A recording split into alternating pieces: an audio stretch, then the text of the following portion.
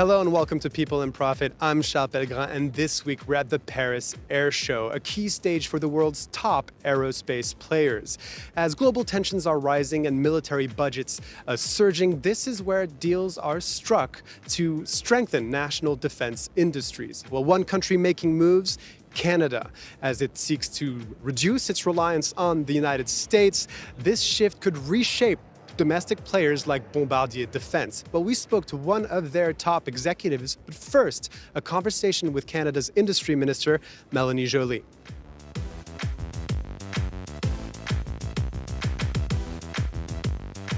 Minister Joly, thank you so much for being with us on France 24. Thank you. It's a pleasure, Charles.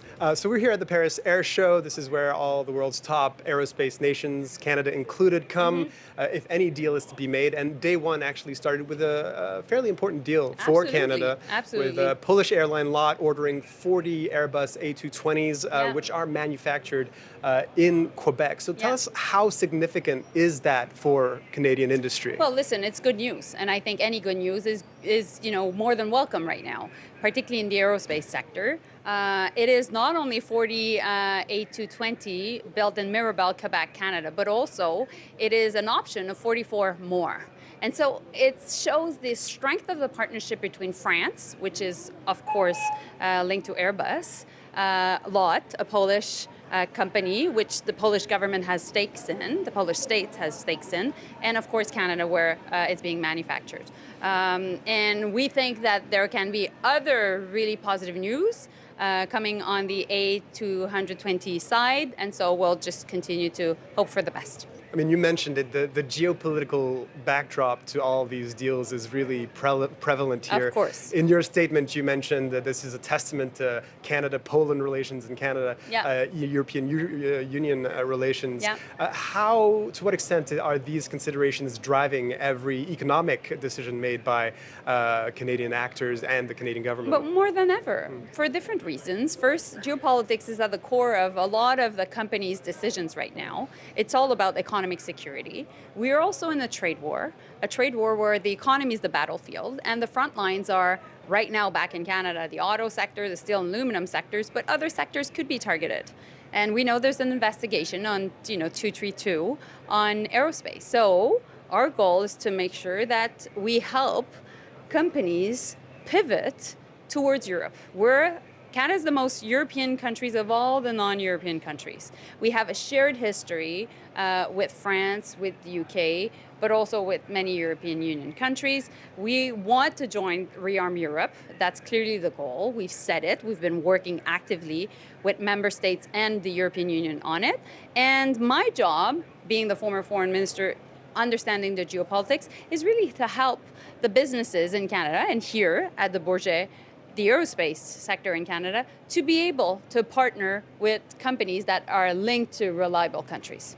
We've seen that intensification of relations between Ottawa and Brussels and the wider European bloc. You mentioned it with the desire by Canada to participate in Rearm Europe. Mark Carney expected in Brussels at the end of the month. How optimistic are you about a deal being struck there, and what impact would that have on Canada's defense industry? Well, very positive. I think that it's been clear from the get-go. The Prime Minister's first visit as Prime Minister was to go to France and then to go to the UK. It was a clear message, a clear signal that we've been over-reliant on the US for too long, and we need to make sure that we had stronger partnerships. When it comes to defense, these are exactly the questions we're asking ourselves. It is not only as we're investing more in defense, we announced last week $9 billion to be invested before March 31st of next year, so before the end of the fiscal year. $3.2 billion in defense procurement, which includes obviously aerospace.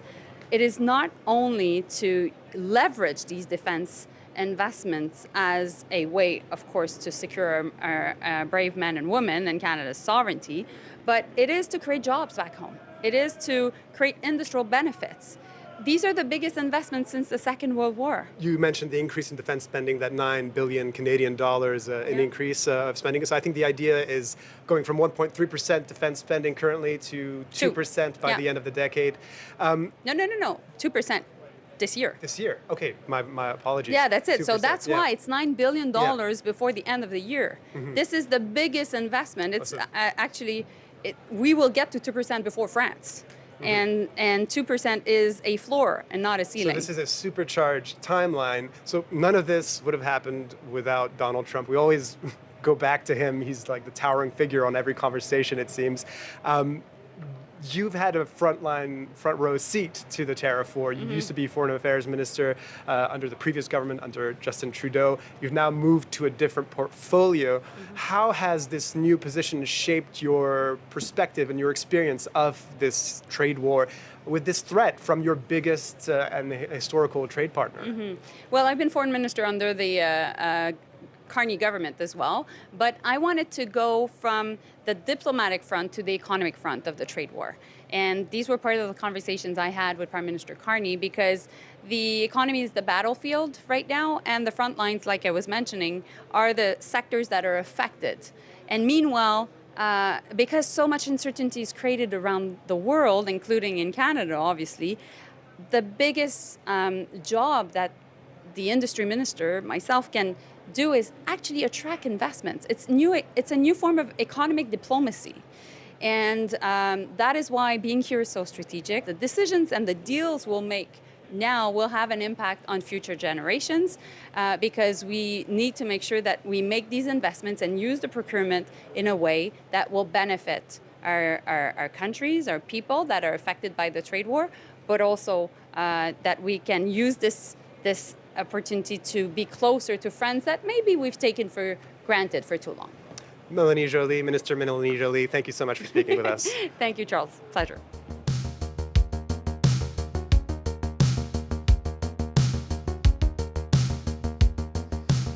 So let's get the Canadian defense industry perspective now with Mark Masluch. He is Senior Communications Director at Bombardier Defense. Thank you for speaking with us. I want to start by talking about Prime Minister Mark Carney announcing that he'd increase defense spending in order to be less reliant on the United States. And there's a lot of space for improvement there in the Canadian military.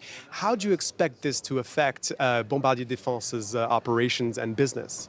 Well, it's an announcement that Bombardier welcomed. The Canadian industry is in need of both investment, but as well as a Canadian industrial strategy. So really to better utilize the talent and skill that exists in Canada. So a company like Bombardier can design, build, and certify an aircraft. This is a capability that very few countries have, and that Bombardier really holds in spades, both on the civil side and now on the defense side.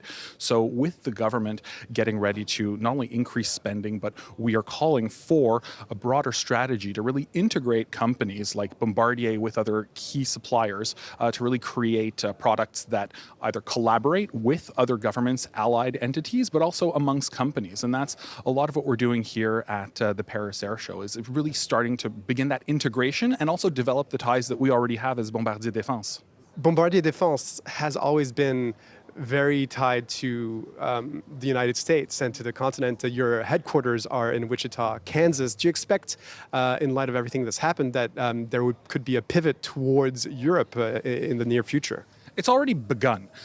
So Bombardier Defense, yes, we have very important contracts in the U.S., starting with the Bacon program with the Air Force, Hades, which is being modified in Wichita, but also important in Wichita, we're working on a German program called the Pegasus. So we're partnered with Hensoldt. So Bombardier Defense has been really partnering with international geographies for a long time now. So this, we see it as an accelerator, but it's building on work that we've already set the foundation for. So in the last 3-4 years, Bombardier has really expanded its service network around the world. What that's done is placed a lot of our parts, a lot of our people in geographies like Asia Pacific, in Australia. In Europe, we're very well established on the civil side. So that has fostered a lot of technical capabilities on the defense side. So we've had a long partnership with Saab over a decade, really, now with Hensoldt, with the German Air Force.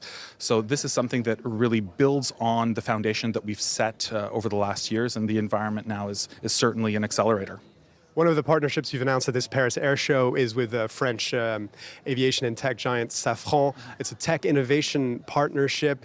To what extent were geopolitics involved or a driver for this partnership to be sealed? And what does this partnership entail exactly? So it's a partnership that makes sense. On the defense side, especially for Bombardier, we have to look at ancillary or complementary capabilities. Our skill set really is built around the aircraft and the airframe. We have extensive knowledge on aerodynamics, power system integration, on how to modify an aircraft for purpose, for a mission, whether that mission is surveillance or electronic warfare, all the different types of capabilities that governments are really in need of now for modernizing. So having a vast network of partners is how we've been successful. And Safran is one of those large companies that does have a lot of ancillary capabilities that work well and are complementary to what we offer. So being able to have ourselves in close contact with these companies, but also have alignment with governments, will allow us to actually propose and work with governments on both sides of the agreement. So whether it's, locally in Quebec, which the Premier Legault was very helpful in supporting the announcement and the partnership, and in France. So this is something that will allow us to offer and discuss technologies from a very ground level across many geographies, and to really respond to ultimately the safety needs of all nations' borders.